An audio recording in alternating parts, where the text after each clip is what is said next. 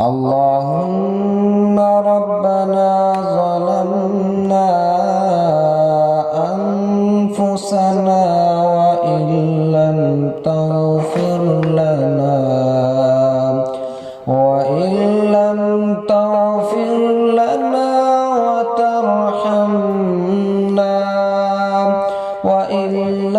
تغفر لنا وترحمنا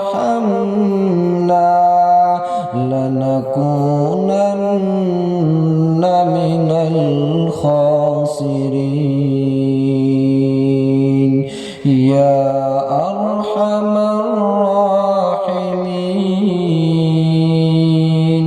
يا أرحم الراحمين يا أرحم الراحمين يا أرحم الراحمين يا أرحم الراحمين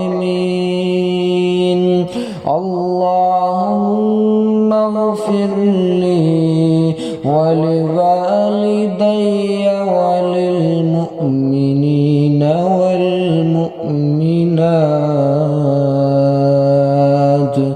والمؤمنين والمؤمنات والمسلمين والمسلمات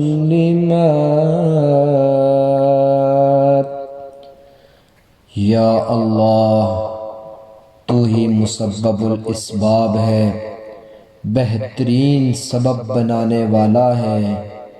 ए अल्लाह हमें वही रास्ते सुझाना जो बेहतर हों और जिनकी तकमील हो खैर से भरपूर हो।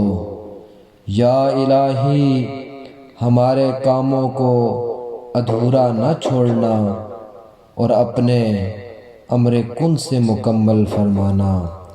आमीन आमीन सुम्मा आमीन या रब्बुल आलमीन या रब्बुल आलमीन या रब्बुल आलमीन।